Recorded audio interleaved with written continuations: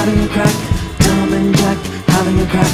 Tom and Jack having a crack. Alright, well, special edition of Tom and Jack having a crack. We're here, we're on the venue for Comedy on the Farm up in Leeds. We just did Comedy on the Farm last night. We did indeed. It's fun, right? You enjoyed it? That was great. I think that's my top 3. Really? We've done. Oh yeah. Yeah, it's great atmosphere. Yeah. Yeah, it was good fun. Like I didn't know what to expect, you know. And I think from your videos, it didn't. It's a much fuller, compact space than it looks like. It feels like a real club, doesn't it? Yeah, definitely, yeah. Particularly when you're on the stage too, and the rows are so long. Yeah. That's cool, like. Yeah, I think, like you said, the room feels full. I think any venue you do, I think if it's 10 people, but the room feels like 10 people, like it should be there. Yeah.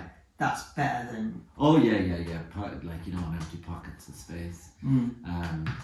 Dave was a nightmare, wasn't he? Fucking hell. So, that guy...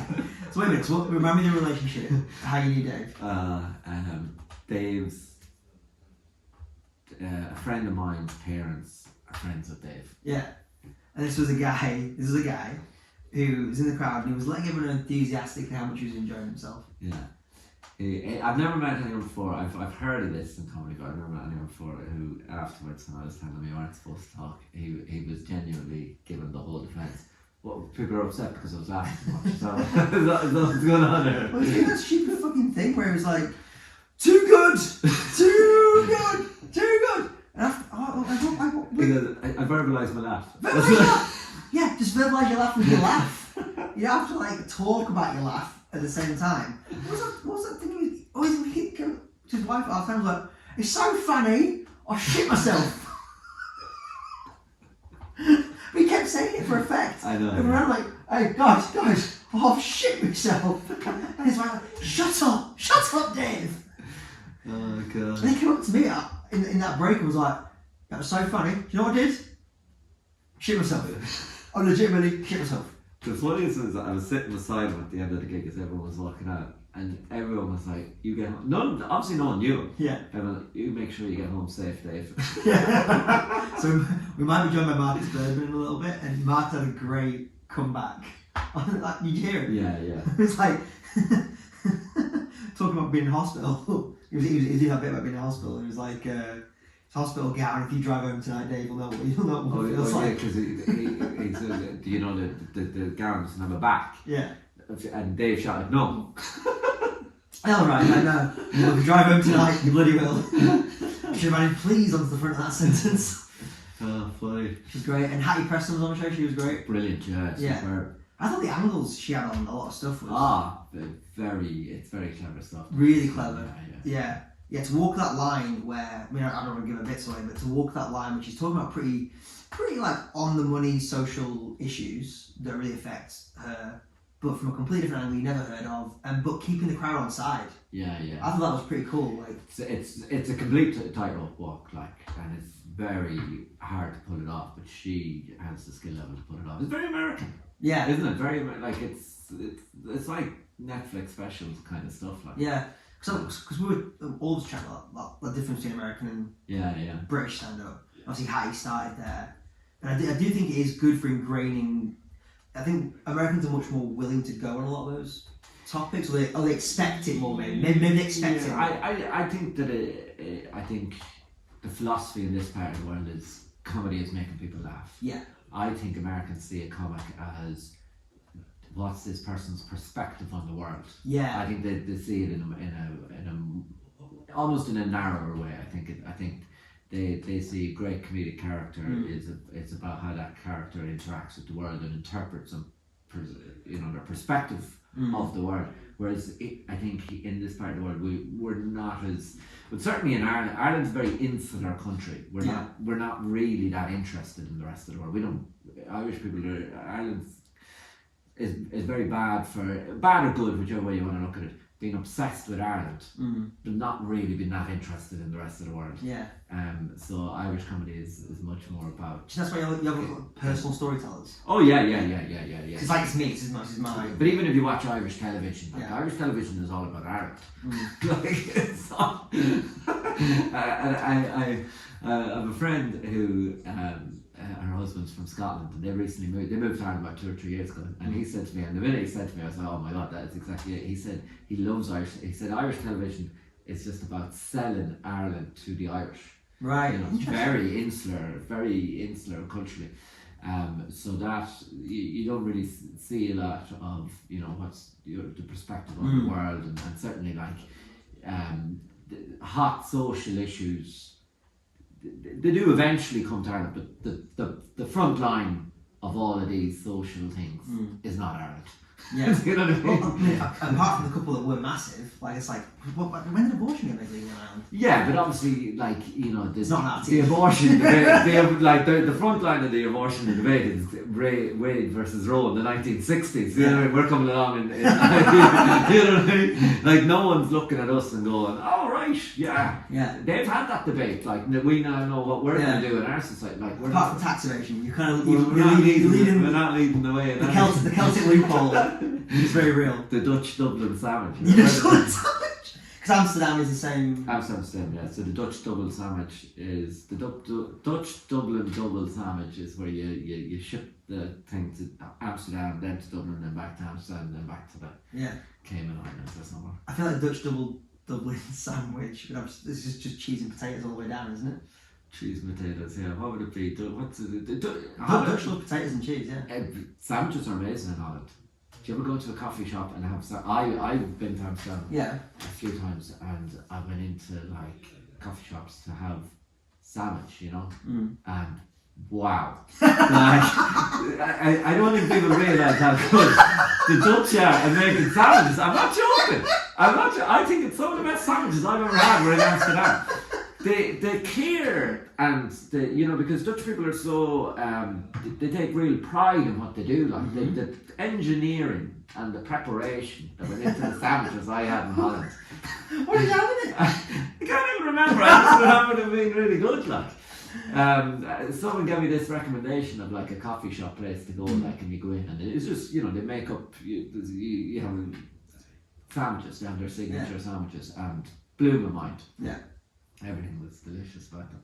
That's wild, because every time I've been to Amsterdam, the food is the biggest letdown. Yeah, but now that's because you were in the red light district. There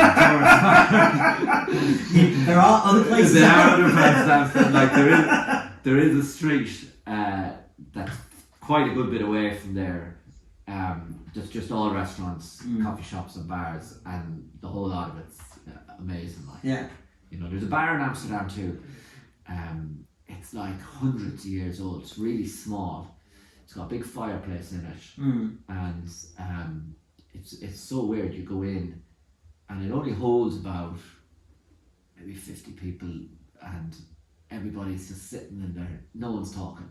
Everyone's just sipping drinks and sort of soaking up the atmosphere of the place. Awesome. Yeah, those bars, I think they call them brown bars, Brunnen bars. Is that what they're called? I think it's somewhere between like pubs or like a dive bar. Yeah, it's like there's something unique about them. Yeah. Like. I went to a great one, it's called Charles something. It was down there, there's a comedy venue called Boom Chicago down the middle of Amsterdam. And right near there there's one of those bars. They made their own gin. In it, yeah. Yeah, this guy's like, we have gin, way older than English gin. Everyone thinks English invented gin, and it's not true. We have the Dutch just aren't getting the credit they deserve. Sandwiches, gin. We've got an episode title anyway. Sandwiches and gin. I was a Dutchophile for a while. I went when I first heard about the Dutch Empire. I was very impressed. Yeah, honestly, because like it's so small. Yeah, it's tiny. They ruled the world. So for a while I was like, they can do it. Maybe Ireland can rule the world. You know what I mean? I was very impressed. so you will about the Dutch East India Company. Very well done.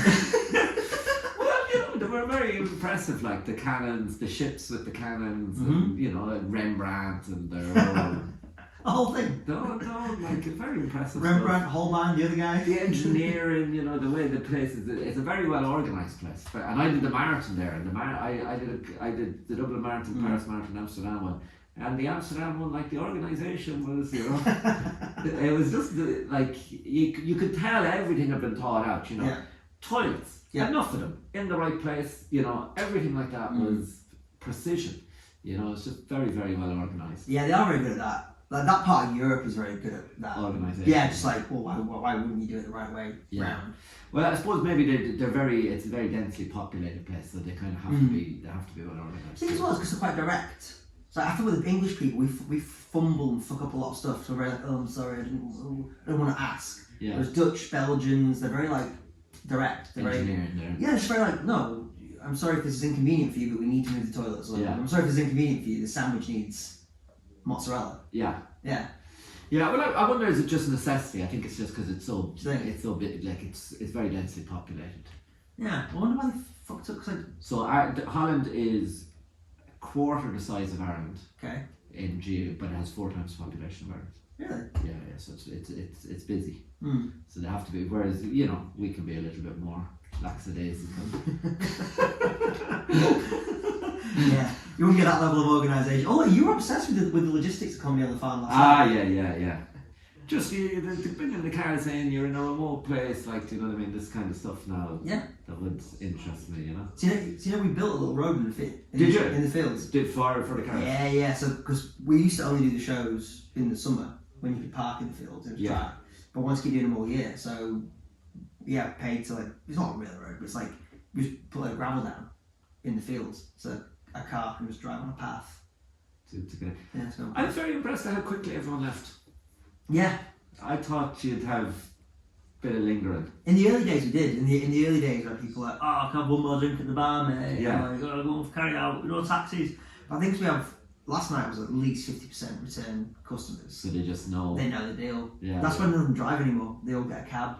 Or Yeah, or like, a lot of them now go to the pub in the village and walk down. Really? Yeah, loads of people. It's kind of cool actually in the winter because it's dark. You see them, it's like a festival. You see them all walking down that road. And do they head back to the pub after? Yeah, we'll walk back because if you leave here at like 10:30, you'll get back for last orders. Last orders, yeah. Yeah, I talked to quite a few people afterwards, and they were like 5th time, 6th time. Yeah, they're coming back. Yeah, I'm thinking about. Well, I'd love to know what you think about. Genuinely, love to know what you think about this. I'm thinking about doing a festival next year. Oh yeah. Like you could do. Well, they did one in Ipswich. I did one in Ipswich where they basically did like sort of like a Saturday Sunday thing, and they just had, hour shows and then compilation shows. So you had comedy like pretty much from maybe 12 o'clock in the day to maybe 10 o'clock at night. Different shows. That was all day Saturday, all day Sunday, and Heineken sponsored. Yeah. So they got the Heineken gave them all the whole budget for it. Yeah. Oh, I reckon around here there's so many local breweries around here. Good, like decent size, like national distribution, but kind of based near here, like Ilkley Brewery and stuff. I reckon it'd be great stuff. I was thinking like local event. The way I was thinking about it was literally outside that window there. You have big tents, the old barn where we used to do comedy on the farm. Oh, so you're going to do like multiple venues? Yeah. All right. Yeah. I was thinking like maybe like a 2-day thing. There's a campsite near here. Yeah. Where people could camp if they wanted to.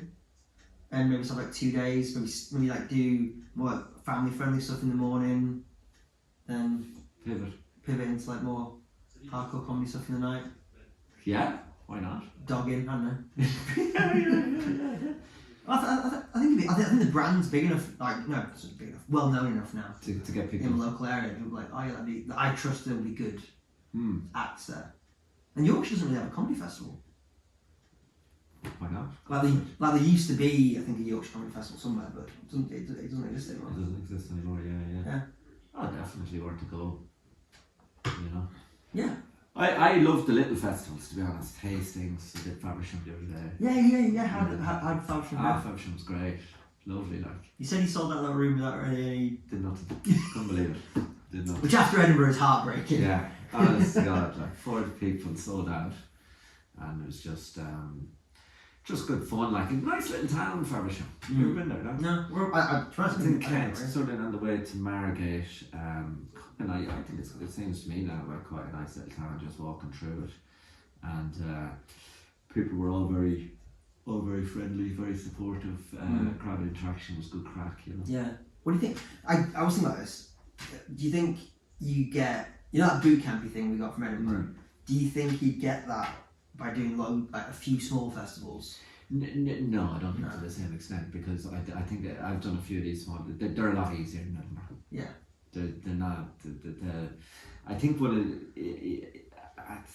of the things with Edinburgh too is I think that the tiredness and everything helps you get better. Like, so playing under pressure, because you're having to perform. Like, it's sort of like you've been there for 2 weeks, you're exhausted, you're fed up, you're emotionally drained, and you still have to get on stage and perform. I think it's kind of like, when the SAS go training and or when rugby team go training and do SAS training, and it's they throw them underwater and stuff like this, and you have to.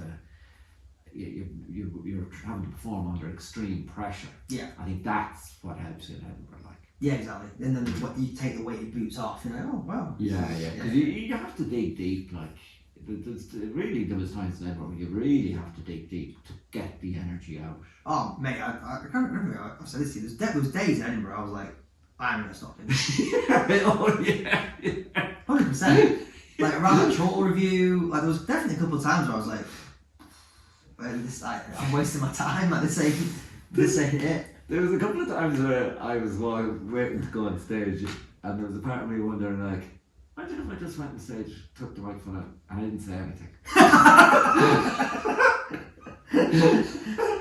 I just go up there, and some petulant part of me is just like, no, not gonna say anything. This monkey will not dance tonight. Those things, I think it's good to say those things out loud. I'm sure everyone felt that. Oh yeah. I'm sure everyone at some point was like, what if I just like vomit on the stage right now? Just to say nothing, like it just. And it's once you start, you're fine. But there's time, like, and you get sick of saying your material. You get sick of it. Like you do definitely get to a point where you're like, none of it feels funny. Like, you don't think any of it's funny. You think this is rubbish. Like, and it's funny too. You start to think your material's hacked because you've heard it so much. I'm sick of listening to this joke. Everybody's saying this joke, and it's like they're not. You're the one saying it. God, that is a weird like split personality. Everybody's saying it.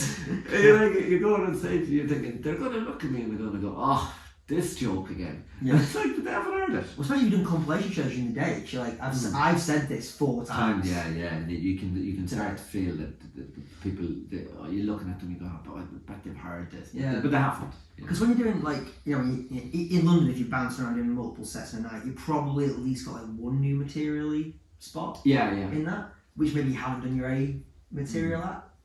Or certainly like in American cities, if you've done multiple spots, you've definitely done like a less high pressure gig in that mix.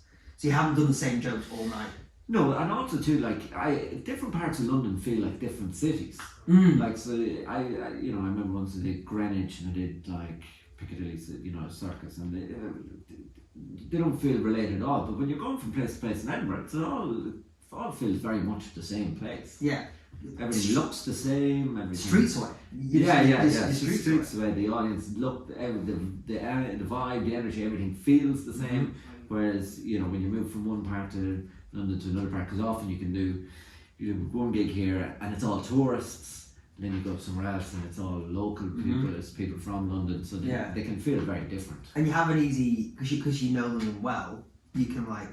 Oh, this crowd, I might just do like 6 minutes of crowd work to start this gig because it's the right thing for this gig and I know where I am and I know the context of it. In Edinburgh, it could be like 3 Germans, a Swiss and whatever. And the only way to build a connection is usually through the act or the material. Through the material, yeah. And also, you want to do well on compilation shows, you want to get rebooked, or you want to like bring audience to your show. Or... Yeah, there's pressure to... Yeah, there's pressure to always perform. I find that's one of the things I find very... it's getting the balance right between performing well to impress to get rebooked, but also trying something new to develop. I find that's a constant. How are you managing that? Because you're doing a majority like bigger gigs now. So so I had to really start booking like small open mic gigs again, like really, and I'm nearly trying to book more of them now than big gigs, just because I forgot how to do them. Right. I forgot how to do new material and make it funny even if it doesn't work. And you just have to be very careful. I think you have to be very careful there. Like certainly once you get a good 20, you have to be very careful to keep stuff moving through. And it's hard because you don't want to. You're always auditioning, really. You always feel like you're auditioning. Every gig always feels like an audition. You don't know who's there. You don't know who's there. Yeah. So you don't want to mess it up. But you also know that if you just keep doing exactly the same thing over and over again, there's going to be no growth. So you have to change something. Yeah. But I think it's like usually fine, if you've got, say, 20 minutes, you might have 20 to 30 jokes in that or whatever. Like, so if you just change one or two, like even if they don't work, 28 out of 30 should still be good enough. Do you know what I mean? Totally. And you can change that ratio based on how high pressure the gig is. Like, if it's a really low pressure, I might be like, I'll just open strong, do new stuff I'm working on, and I'll close strong. And 15 minutes in the middle might be 10 minutes in the middle might be newer. I often do new, if I'm going to do something new, I often do it at the start. So I have no chance to not do it. Oh, right, you know what I mean? Like, so because if I don't do it at the start, there's a chance that I might decide then on stage not to do it. I might chicken out or whatever. And I did a gig last week, like where it wasn't really a new material gig, but like it wasn't a paid gig, but I was being presented as the headliner, and I did a new joke at the start, and everyone groaned. Did you address it? What did you say? I did address it, but like I don't think anyone really understood, because they weren't expecting me to do new material. They were expecting me to be very good, because everyone who went before me was really good, and then I was being put on as the headliner. So everyone in the room was expecting me to come on and just be better than everything. And I did an opening joke that everyone groaned. No one laughed. What was it? Oh, Jesus Christ! It's a terrible joke. It was basically a joke that I got from crowd work that I thought I could. I did it in crowd work, and then I thought maybe I could turn it into a joke. I basically said that I was talking to a woman who worked for DHL who'd been made redundant, but she told me she's going to be all right because she got a good package out of it. Everybody groaned. But it's so hard to reset that as context because I can understand what that murder. I think I heard that clip. I can understand what that murders as crowd work. It murders as crowd work, but it doesn't work as a joke. Yeah. And then it was funny. But again, you have to be willing to do that. I think that's the thing is you obviously you do big gigs and me, but like so I think part of doing stand up is being willing to bomb. You have to be willing to bomb. You have to alright, but it's really hard because you need to know that someone's seen you enough that they trust you, and they know that if you brought your A material out of the bag, it would be, Yeah, it's a really tricky one. Like, and I'm big into this thing too. Like, I like to vary the energy. Right. Like, so sometimes I like to do a gig where I talk. Like, so there's no performance, no energy. Like, but it's so tricky because you don't get a lot of second opportunities either. This is the thing. So you have to be very careful. So, because if you're not, it's almost like until you're like 10 years in or something, you haven't built enough credit in the scene. I still think you could, even after 10 years, I think if you had a couple of bad gigs in a big play, I think you could lose your goodwill fairly quickly. Like. Yeah, it's a very what have you done for me lately mentality, isn't it? I think that's where if you can build your own audience, and you can get people who come and then will indulge you. Yeah. Regardless, that's really. We were sort of having a bit of a chat last night when we were a few beers, but like it is a very interesting dynamic in the industry at the minute. It doesn't matter, it doesn't matter individual comics, but like there's definitely a group of people I think who are seeing this as like I can cultivate my own audience faster than I can grow through the through the traditional kind of infrastructure. And I think, like we chat about this in Edinburgh a lot, I think you have to have that club set in your bag. That has to be like, you have to be capable. You should be capable of going to any big club in the UK and smashing it for 20 minutes before you start seriously thinking about. I don't agree with that. Go ahead. I don't agree with that because I do think there are certain styles of comedy that don't suit clubs. But I don't think that means that they're not good hour shows. So let me put this. So like if someone, so we talked like Jamie Lee Castle famously fell through the net at the Comedy Store, right? Right. So he might not have got booked or might not have been in their wheelhouse, but I still think he could have done really well. Oh, That's kind of what I mean. I've seen him do. Yeah. I don't think he's a good example because I've seen him do 20 minutes in a club setting and he murdered it. But say, have you ever seen Rob Newman? No. So Rob Newman had a show. It was about the British education system and philosophy in that, and it's very funny, but it almost feels a little bit like a TED Talk. It's very interesting. It's very funny, but it's the speed and the structure of it. Hard to see it in the club. I've seen that, but do you think Rob could do it? I think maybe he could, yeah. That's he did, yeah, he did do, yeah. So that's kind of what I mean. It's like that particular hour man will be a club, but he could do it. He could do, yeah, maybe, yeah. Do you know what it's like? It's like screen acting and stage acting. Yeah, great. Right? Analogy, So some people, they say that, great screen actors, movie actors should be able to do stage, and they should start with stage and then move to TV. But there are movie actors and TV actors who are amazing, but were never good on stage or could never do stage. But the best can do both. So I think that's. So I mean, Al Pacino, Robert De Niro. So Al Pacino was a theatre guy, always a theatre guy. Robert De Niro's never done any serious. But a lot of them have done stage, and then a lot of the best actors. So I think there's a little bit of that, and I think maybe would the clubs be your stage, and then the hour shows are maybe more your. Yeah, but I think either way, I think you're a better. There might be exceptions. Yeah. But I think you're probably a better performer if. Like I say, not that 1 hour can get chunked down into 20 minutes, but if you as a performer are capable. Of doing because it's doing that. It's so much more challenging too in the club too, because it's a very different audience. I think they're far more likely to be disruptive. Yeah. In a club than at a festival kind of thing. And you have to have that level of I also think that dominance. You have to have that level of dominance. I also think you need to. I think personally. It's all subjective, but I think you need to know that I can win in any environment. If they don't know me, I've got what it takes to make this work. So that if I'm doing my hour show and a light breaks or fucking pint gets, if something isn't perfect, it's cutting your teeth. Really. Yeah. But it does depend on your personality. Like I would find it. I wouldn't like to be too out of my depth. So here he is. Hello. Mr. Birdman. Mr. Birdman. I'll be honest with you, not that I don't want you to come and join your podcast, which I do, but you've just got your 15-minute alarm. I've got 15 minutes. Okay. Perfect. That's fine. Well, I can leave and you can carry on. We'll just do a little 15-minute because we do 15 minutes. Yeah. We've been mostly chatting about comedy on the farm, and Markus was on the show last night. Yep. Had a good time, right? It's very good, apart from the one idiot, which I think you probably have already discussed. Which Jack Ball. Never inviting anyone to comedy again. Or never invite you again. Exactly. Yeah. Jack's barred.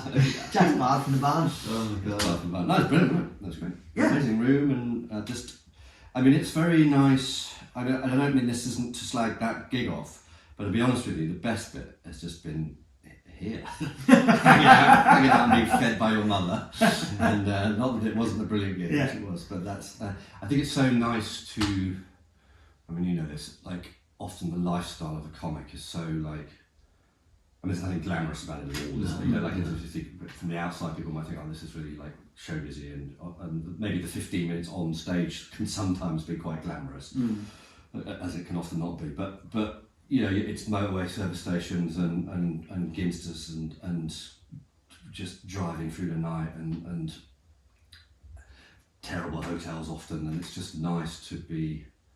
Well, in a beautiful home and in the beautiful Yorkshire Dales, and to look out and there's a horse and someone riding it, and isn't the lifestyle I'm usually accustomed to, something like that. Yeah. I think it's one of the things. The more we did them, the more we realised that, and then that would become actually a big draw for comics. Yeah. I mean, whenever we bumped into anyone in Edinburgh, they all loved it. They were like, "When can I come back?" Sure. Yeah. Sure. Well, surely that's a good sign, isn't it? Of a I suppose happy comics make a good gig. Yeah. No doubt. From a purely business cynical point of view, Yeah. If you, I've always like, it's interesting because I've been doing this comedy for 20 years, and when I started, people would throw, have you eaten? Do you want drinks? Do you want like they would just throw all of that at you, which had its own sort of casualties, perhaps. But essentially, it was all. Whereas now, that's hardly. People just don't buy a drink. People don't like. It's rarer to be than that. And I think you're kind of going,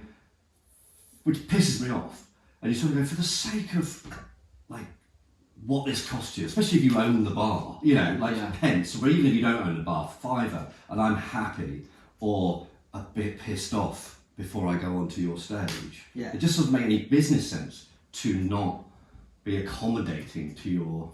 Yeah, but I think that's happened in other things other than comedy. Like, because I work in pharmacy. When I qualified 15 years ago, you'd go into a shop working and they'd be like, do you want a newspaper? Do you want a cup of tea? And now they're like, Yeah, what's the bottom line? Now they're like, they expect you to work every single minute. Do you know what I mean? It's slowly shifted away. It's slightly going back the other way now because they upset so many people. They're now getting a shortage. But it did become, I think, everything became too monetized. The accountants took over everything. Like everything was counted. Well, I was going to ask why, because jonglers, I feel like there was a time in British comedy where jonglers defined British comedy, and they went bust, right? Yeah, and all the stories I've always heard is it was quite, there was a bit of wastage and a bit of, maybe a bit too much of that.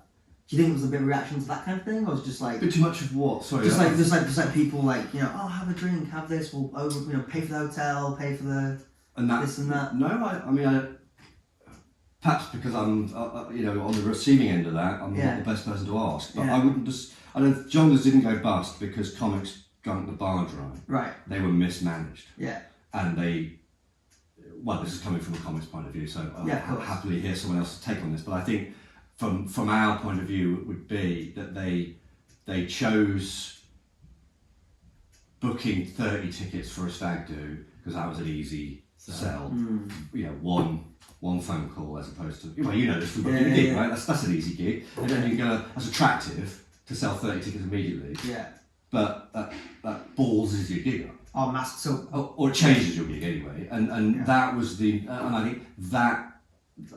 And that coincided, I think, with culturally stag and hen do's becoming far more kind of culturally popular. And so those gigs just became unplayable. Yeah. And awful, and really good comics didn't want to do them. Because it's about them at that point, isn't it? It's about that. All that hen do wants. Yeah. And so you're a court jester. There's nothing artful about it, and so any decent comic would not do them, and so you were left with a sort of, or any decent comic would do the sort of most basic end of their set to survive, and so I think it went downhill in that respect. My phone's going off. Excuse me. Oh, go for it.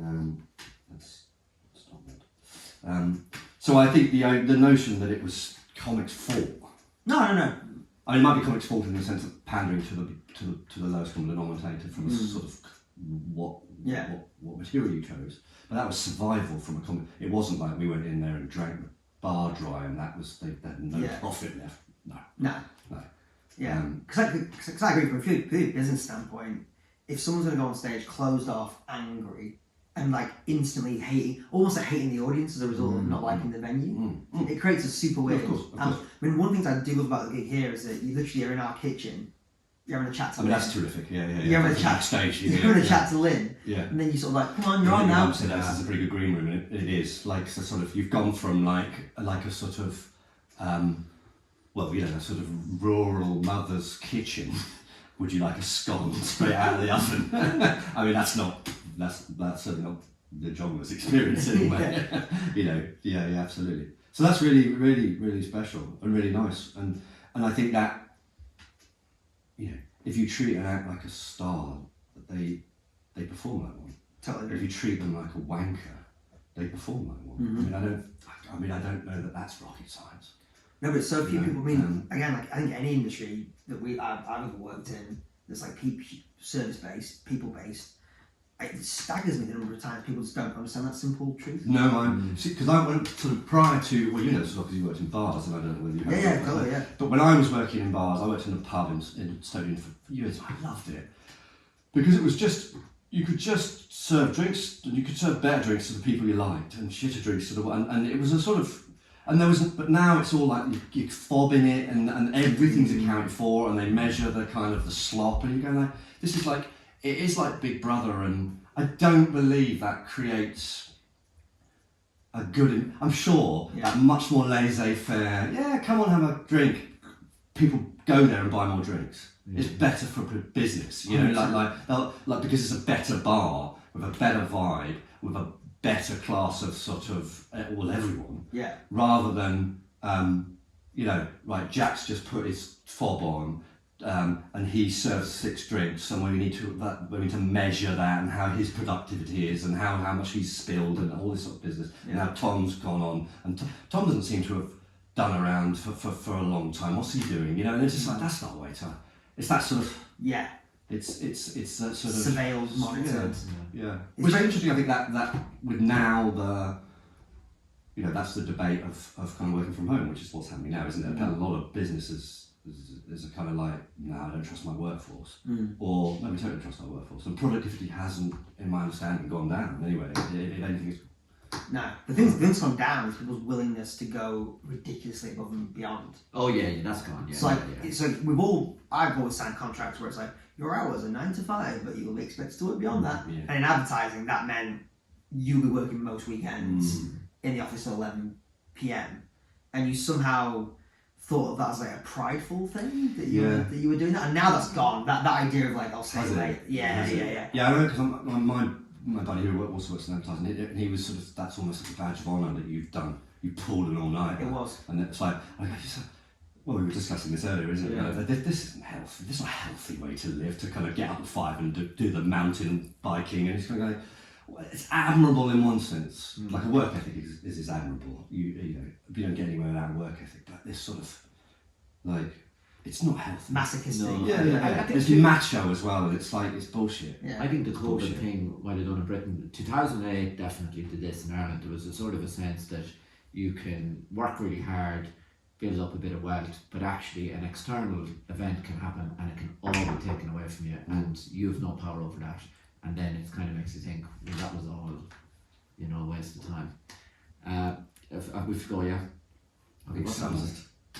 27 minutes past. Oh, Jesus, all right. But anyway, lads, lovely talking to you. Enjoy the rest of the podcast. I'm off. We'll just. Ooh, Jesus Christ. Sorry, we're just going to slide Jack off for the next 20 minutes. What a prick. What an Irish prick.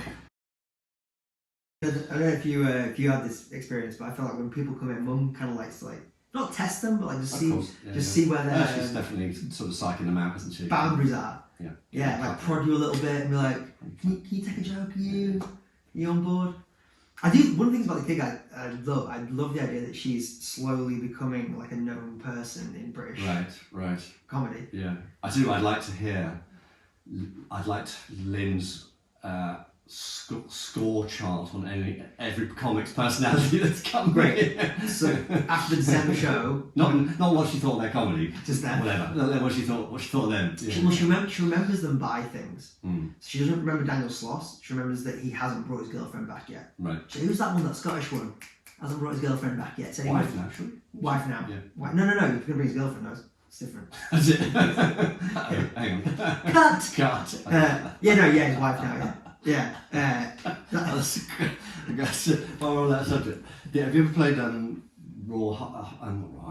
Slaughterhouse in Liverpool? No.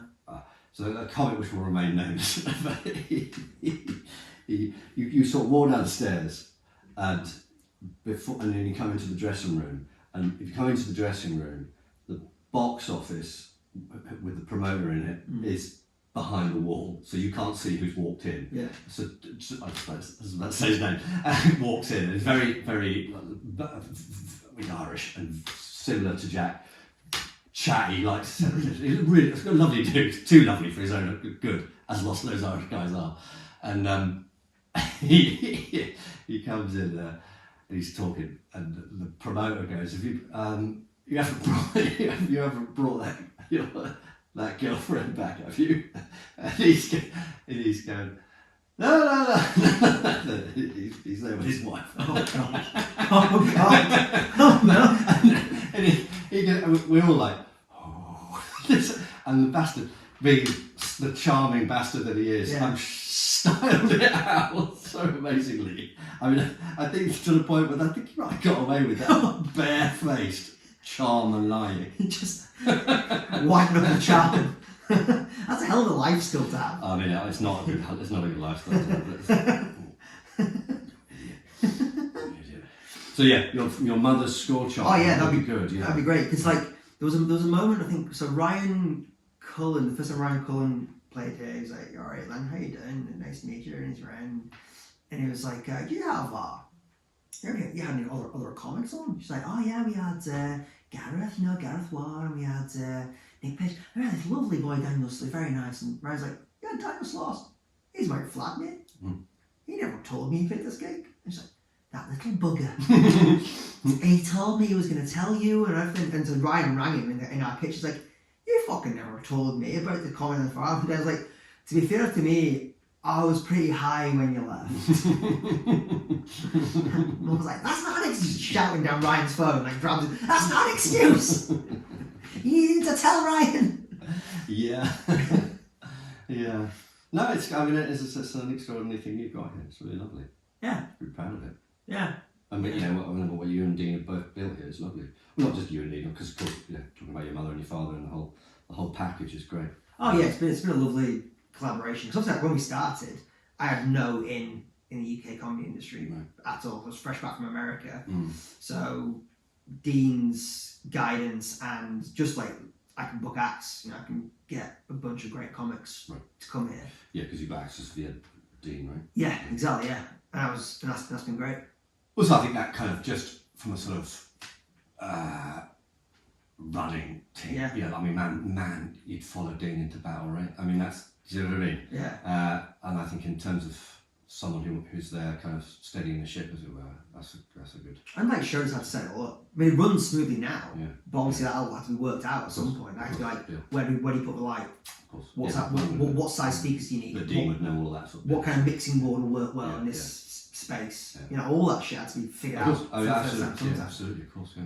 And that is the kind of stuff I think that makes it go. And I think it's true of any venue that takes it from being like, oh, it's fun that they're having a go at comedy, to like this feels like a. Proper. Yeah, no, 100%. I mean, I think perhaps there's a sort of layman's notion that you can just, if you just hire a comic who's funny and you can just get up in the corner of a room and be funny, and that's just so ignorant. I use that word completely correctly. It's just ignorant. You wouldn't get up in the corner of a room and do Shakespeare and expect that to go well. It would at best be like a curious thing to happen. But stand-up is really actually quite a fragile medium. It is, even the person shouting, it's a one-person voice. And so you've got there's not loads of things you've got to get right, but they absolutely have to be gotten right. Yeah. Like driving, it's like it's not when you learn to drive. It's like it seems like there's actually fundamentally probably only 4 or 5 things you absolutely need to know how to do them. Otherwise, and that is to be able to be seen, to be heard, and kind of not like loads of stuff in the way or like massively high ceilings where stuff evaporates. The laugh and the sound evaporates, and just to sort of in my experience, and I'm sure every comic would back this up. I'm sure you would as well. Is that. It's the layout of the room, the geography, the physical geography of the room, rather than where that room is. And people are going to go, "Oh, I've got a gig in Glasgow. Well, that must be tough." And you're going to go, "Well, it depends on the room is," because if the room's set out, it'll be great. It doesn't really matter where it is. And if the room's set out badly, it'll be awful. And it doesn't matter where it is. Because in a well set out room, I think people are conditioned to like say they're not being distracted by anything else. It's easy to receive what's coming at you. Yeah. And the environment. I suppose environments make massive differences in everything. Like from hospitals to workspaces, and there's lots of books written about the open plan, or everyone has a separate office, or they don't, etc. From a kind of corporate worlds and the colour of paint, lots of sort of colour psychology of what that does and how that affects people's moods, and of course it does. But I think but it seems like, it stuns me, promoters and gigs, that people have been in the business for years and years and years, and they seem to know none of this. And an actual comic can be an open spot for 6 months, and they know all of this, because it's so obvious, but perhaps it's only obvious to performers. And it stuns me when people get it wrong all the time. People, especially when people really know, really ought to know. Yeah. Do you think it's because they're doing just well enough, they don't have to change? Yeah, perhaps it's that. Yeah. And I think they kind of go, well, we just book the best comic so you can do it, and you kind of go, well, yeah, but you shouldn't be booking me so I can overcome all the obstacles that you've made in the room. Yeah. Because yeah, that's true, I can. Yeah. But it'd be better if you didn't have any obstacles in the room, and then I would belt this into the bleachers, rather than just about get away with it, but using every skill I've got in my armoury. Yeah. I don't know. I think there's perhaps an arrogance to it. I don't mean here to come and coat off promoters, because most of them are brilliant, but he says. Book me, please. But they are, because they know what they're doing. But I think here's a classic example of someone ponies up with a radio mic, and my heart sinks, because it's always because they sort of think it's flash. We spent all the money on a radio mic, and you kind of go, yeah, but where are the lights? Where are the? It's but we got a radio mic. It was really cool. It's I don't want a radio mic for a number of reasons, and it always it's like red rat, alarm bells. Yeah, red flag. Because you go, this is going to be shite, because you haven't focused on what actually needs to happen. Yeah. You bought a shiny little thing. Yeah. Thinking that that's what's going to be good. Yeah. We've got loads of comfy seats. Yeah, but they're miles away. But they're comfy seats. Yeah. People buy really expensive drinks here. It's going to be good. It's why would that matter? Why would that matter? Yeah. Why would you think that? And I think they get caught with the sort of I don't know things that aren't fundamental to comedy. Yeah. Like it's expensive to get in, or there's VIP places, or you've got a shiny radio mic, and not looking at the fundamentals. Yeah. I did a gig exactly like that in South London on Wednesday. Right. Exactly like that. It's comfy leather sofas, a radio mic, state-of-the-art sound system, and he had 2 audience members. Yikes. And I asked him why. He was like, spent all the money on the sound system. Now marketing. Yeah. What do you want us to do? And then after a while, 2 people. You can do a gig. I think you can do a gig to 4. I think that can. Do you think that's the minimum? I think so, right? I don't know. I don't know. I always had a slight rule in Edinburgh. I wouldn't perform to under 6. I think. Okay. Yeah. Because when me and funny at Starman and Jack's run, we did 3 Italian tourists. Yeah. And the second night. Yeah. To be honest, it was pretty fun. It can be amazing, yeah. It can be amazing. Well, Jack had just been to Rome. I've got Italian family. Yeah. We just threw the material out the window and just had a funny chat. If they're on board. And they were. And that was lovely. Some of those gigs can be lovely, yeah. Later in the run, I remember that second to last night, just 5 really lovely 23-year-olds who were part of church choir. Just the 5 of them. And you could just sort of tell in the way the Italians were like, sure, sounds good to us. These guys were very nervous and looking around, and we were just like, come on, none of us need to do this. This is fun. But I think earlier in the run we would have tried to do it, but by that point we'd seen enough audiences to be like, we're going to hold you hostage for we're going to hold you hostage for an hour. Yeah, it's not worth it. I think you, particularly perhaps when you start, you think that you can every little or every type of comedy is kind of conquerable, like really rough rooms or like really high end kind of theatres, or it's like an amazing comedian is an aspiration to be. I should be able to do all of these things, and that's good. I think it's worthwhile trying, especially when you're quite green to it. But I think at some point you just go, I can't. You can't. No one is that. It's an impossible. It's like Roger Federer wouldn't be good on a ploughed field. It's not. It's just. It's not. There's no point in him doing it there. Yeah. And it wouldn't. He's not remiss if he misses a ball because it's on a ploughed field. It's just rubbish. It's just he shouldn't be playing on one. Maybe right at the beginning when he's just trying to hit any old ball. At the beginning of his career, yeah, try it just to. It's a training exercise. It's a training exercise. Yeah. It's an altitude training. But you get to a point. You just go like, no, I don't. It's not worth it. Yeah. And it's balance then to not play so many soft rooms that you. Well, I still think variety. I mean, I admire. I mean, I think I've said this to you in the past, but I'll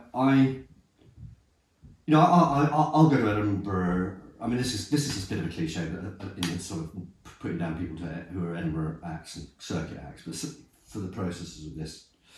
I can watch people in Edinburgh and really love their shows and think that they are not good Saturday night comics. But their 1 hour Edinburgh show was superb. That's definitely true. And then I've watched Saturday night comics and people who belt it out of the park, but go, I don't want to hear this for an hour. They wouldn't be able to do it for an hour. And I admire them, but I think I really admire a comic who I can see do both. Yeah.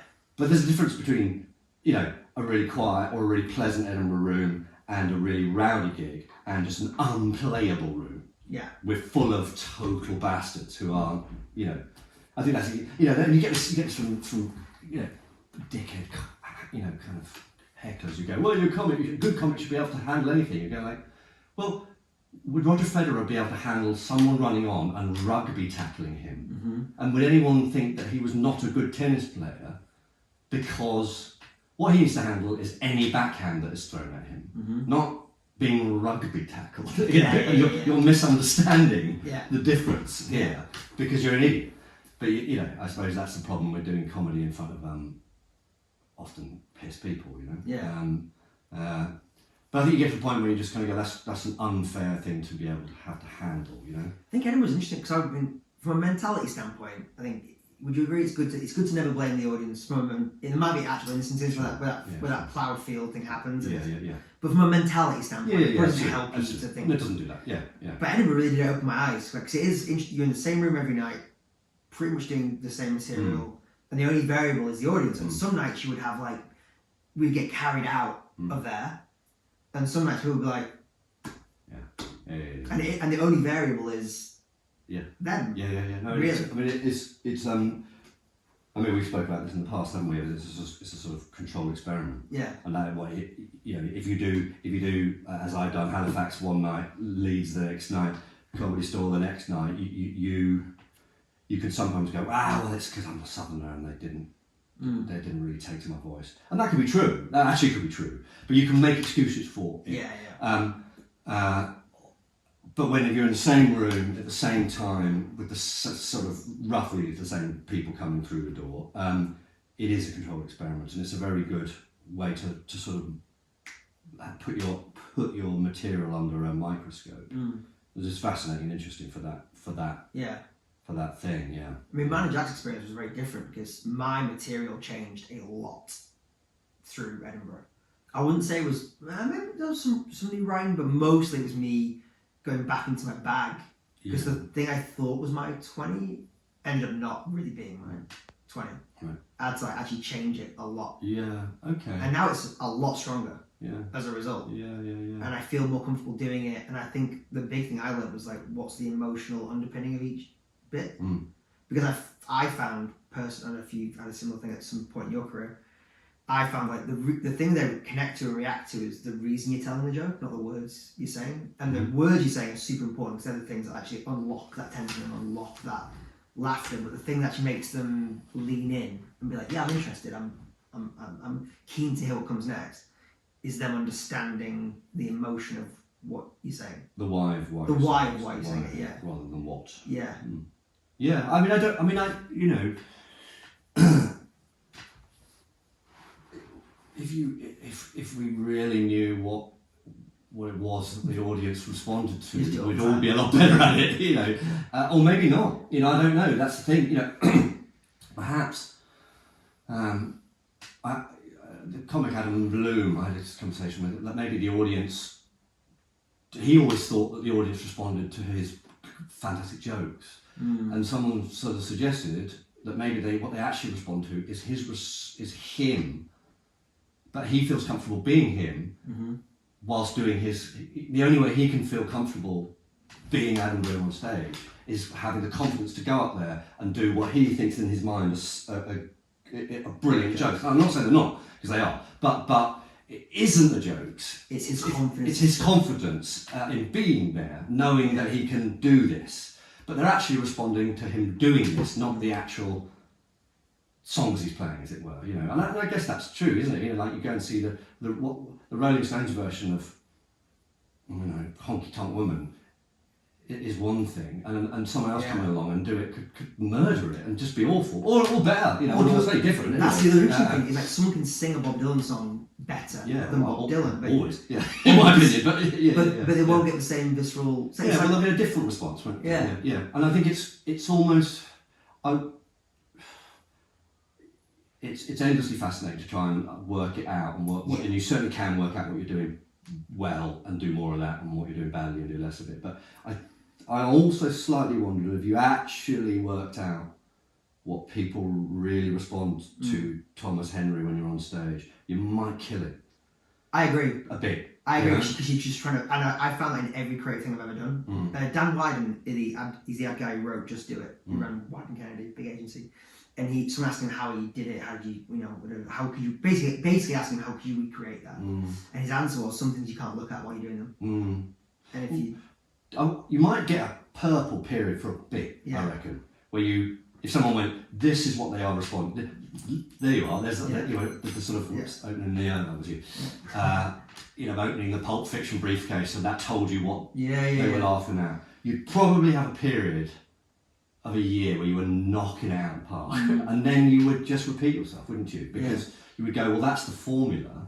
And that's and then it's formula, and then it's done, and then it's over. And then you've killed it. And then you've killed it. Probably. I think for me it was more, again, because I'm so early on, my thing was I hadn't realised how important that emotional component, I think, was just lacking.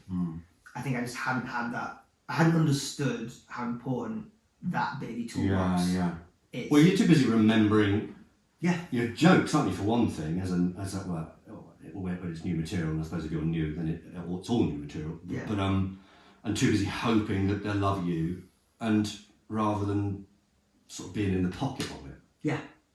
Again, I mean, and as you well know, I'm fond of a tennis analogy, but that kind of, you hear them time and time again of like, they'll strategise how they're playing this game, and then but they're at their best when they're not thinking at all. Oh, 100%. They're just thinking, I need to hit it to his backhand, I need to hit it now I need to do a top spin over it. Yeah. It's like, you can't think that fast. They've got to rely on their training, muscle memory. And just being it and just going instinctively kind of knowing what the best shot is to do without even thinking about it. Do you ever have really good gigs where you can barely...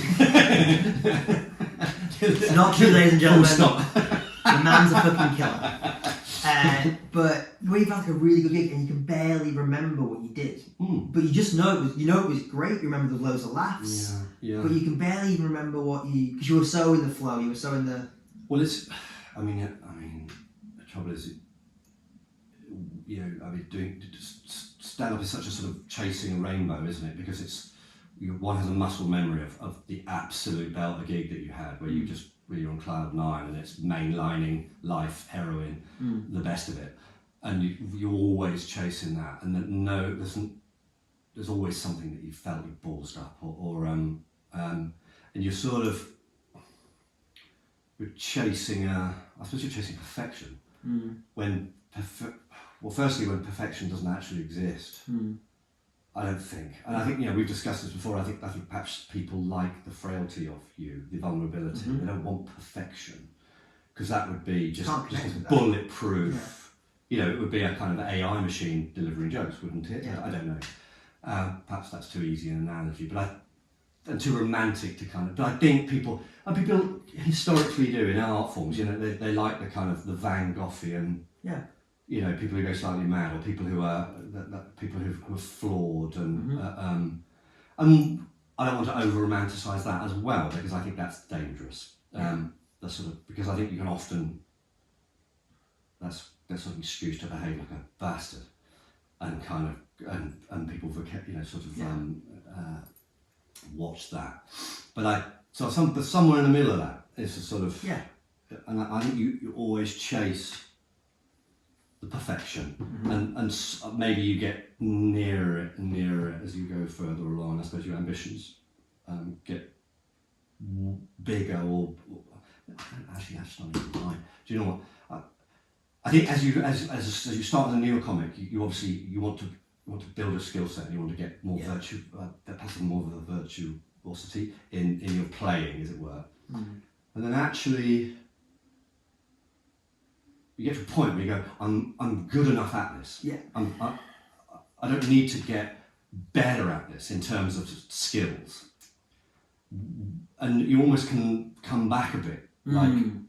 It's interesting. I'm reading Nick Cave's book, and he's talking about songwriting. You know, and he's saying a sort of similar thing, that you're trying to write perfect lyrics that really rhyme, or have that read well on the page. If you sort of and you go actually, and his most recent album where he did a lot of improvising, and he was talking about it. You know, there's a sort of chant when it's just going, "I love you, I need you," and he's going, "I'd never have written it."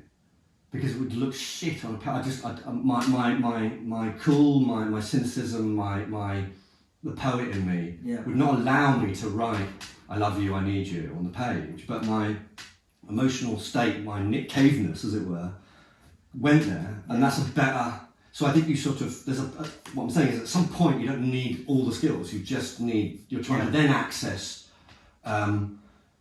the heart of you. Totally. It's like Charlie Parker's famous quote. Someone else like, "Why it was so good," and he's like, "It took a very long time to learn how to play that myself." Yeah. Tom and Jack having a crack. Tom and Jack having a crack.